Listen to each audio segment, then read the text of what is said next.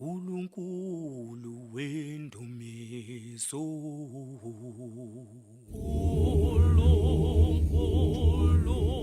wena unguyise bakithi wendumiso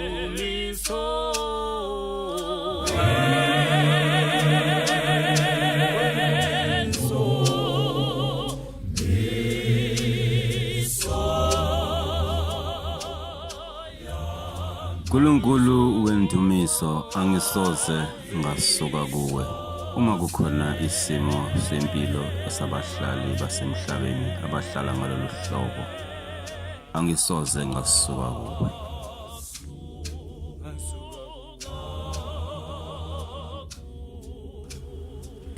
Abaholi bethu ezwini lenkosi umama uBishop Mtshali nobaba uBishop Mtshali namhlanje besihambe nabo sivakashela indawo yase-Richmond Farm.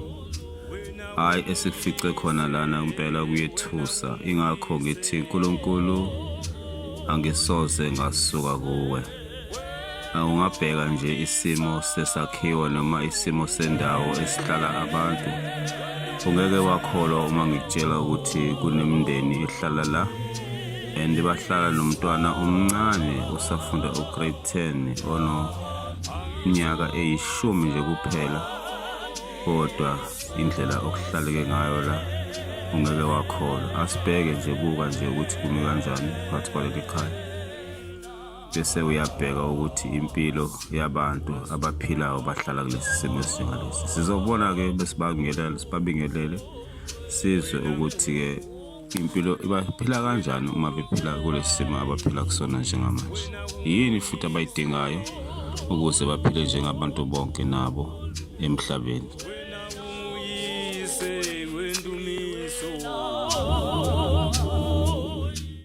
Ngumlamulo kaManyoni ngihlala noma ungane yami ubombekile sinengane encane manje sinenkinga sawelwa yithathe isikhathi eside amandla okulungisa asinawo ngabe sicela abantu besizakale besabonga sithola ukuthi sisizakala ngayo ngoba amandla okulungisa asinawo. Sibonga umamzwane lelo okwazi ukusitholela usizo manje sisabonga kakhulu balengaphumelela. Yini mhlambe oyifisayo enifisayo nje empilweni njengoba nihleli kanjena nje ufisa kwenzakaleni?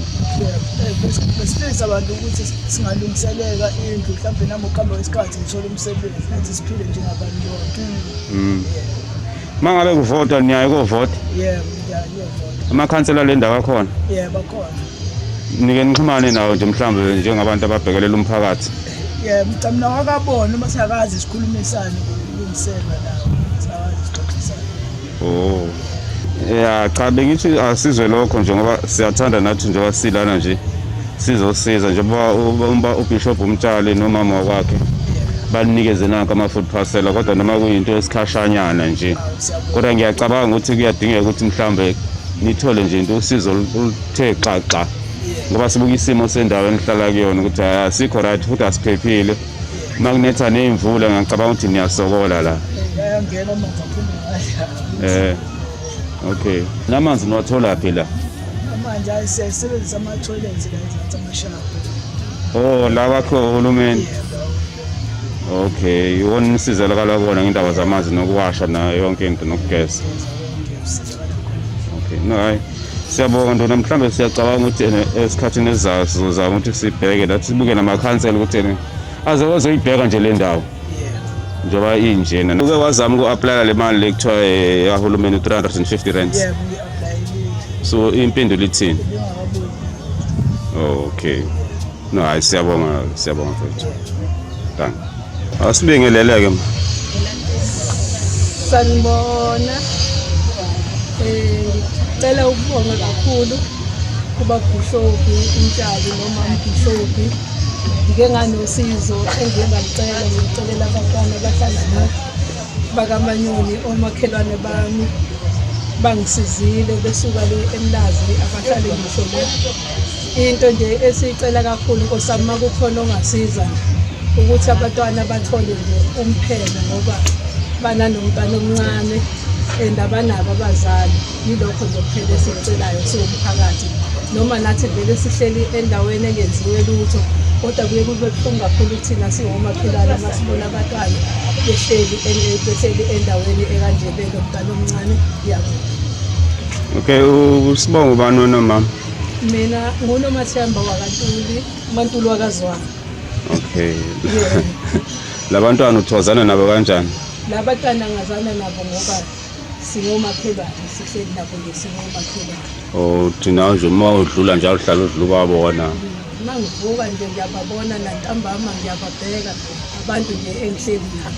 Washaya kanje nawe ungathi ubuka umzalwane. Ya ngumzalwane impela baba. Ukhonza phi wena? Ngikhonza ebandleni lekhulu ezempilo. Okay. Hayi siyababongela abazalwane okhonza nabo bakwazi ukuthi babhekelele abantu.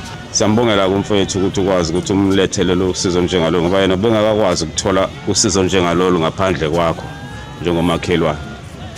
Nami futhi ngiyaphinda ngiyabonga kakhulu umama uMtshali nobaba uMtshali ngoba nami noma bengathanda kodwa amandla nami ukuthi kube khona engibenzela khona mafishane nami ngakho nami ngithe mangikhala khona basukumela phezulu. Ngiyabonga kakhulu ngibishopha. Siyabonga.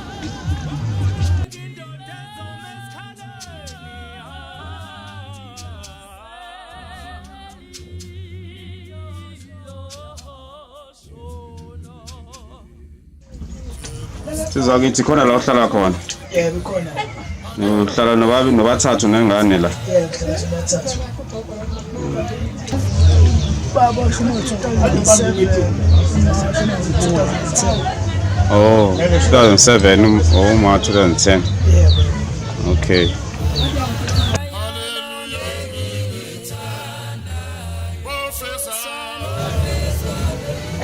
Ngiyawubingelela umphakathi walana eRichmond Farm ekhayeni lakaManyoni. Ngithole lo mndeni ngomamzwane osebandleni lekhova ukuthi kunomndeni lana edinga ama-food parcels, then sase siyeza ke sinobaba sibalethele.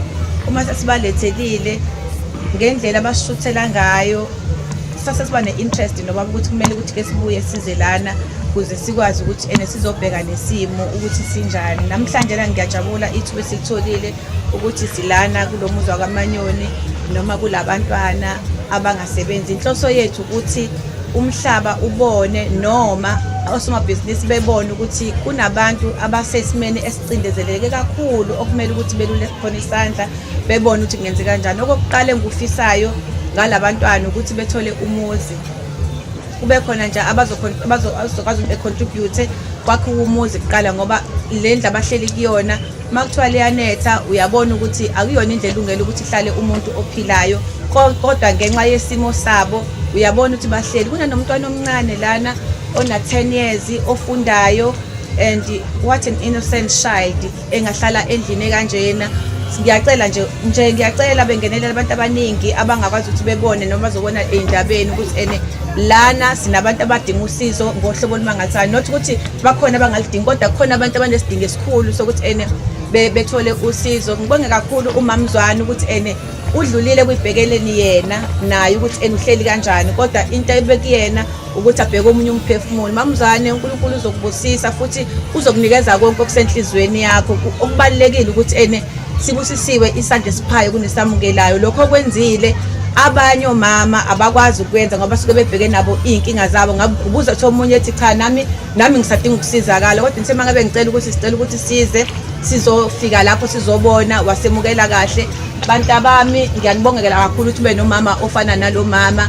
Ngiyafisa ukuthi njengoba siqala manje indlela yenu nonke nidependele kuyena, kodwa bese nimazi uNkulunkulu ngaphezulu kwakhe. Nisaba uNkulunkulu ngoba usho ukuthi uNkulunkulu umsebenzisile empilweni zenu, bese ngeke thina sinazi uMamzwane ubengasitshelanga ngalo, kodwa uNkulunkulu usebenzise yena ukuthi nina nisizakale. Ngineshow futhi definitely ukuthi nizosizakala, ukuthi nini kanjani kodwa nizosizakala. Uma nje siqeda lana ngiyazi uzobe sisabalele kakhulu. Lo sishonela namhlanje ilanga izobe sisabalele kakhulu, hayi ngoba sifuna ukuthi nibonakale ukuthi niphila empilweni, kodwa uqethu ukuthi nisizakale, ukuthi nikwazi ukuthi niphile nani njengawo wonke umuntu esikulesimo sikusona. Noma futhi fasele besilethele wona siyathemba ukuthi aweyona isixazululo senkinga, kodwa uyakwazi ukubambisa ngalesikhathi se-lockdown nizokwazi ukuthi uphele u5 days kuphela. Kodwa ngiyafisa ukuthi abazobuka le video noma abazobuka lezi indaba ezizophuma bekwazi ukuthi at least sithole igrosa ephelele soyiletha lana ezohlala because ama-food parcels angcono mayifika kumuntu vele onotho, kodwa mayifika kumuntu ongenalo utho vele nakhona awasithatha isikhathi eside awalasti. Kodwa mase sithole iminikelo kubantu bonke abazothinteka enhlizweni ngalabantwana, sikwazi ukuthi senze ukukholwa. Kuhle ukukholwa mamzwane ngoba lokho esikwenzayo uphawu lokholo elithi iBhayibheli, alukho ukukholwa noma alukho ukusindiswa ngaphandle kwemisebenzi ebonakalayo. So ke lokho esikwenzayo ukuveza umsebenzi wokukholwa ukuthi siyakholwa asisonto. Ngiyabonga kakhulu. Amen.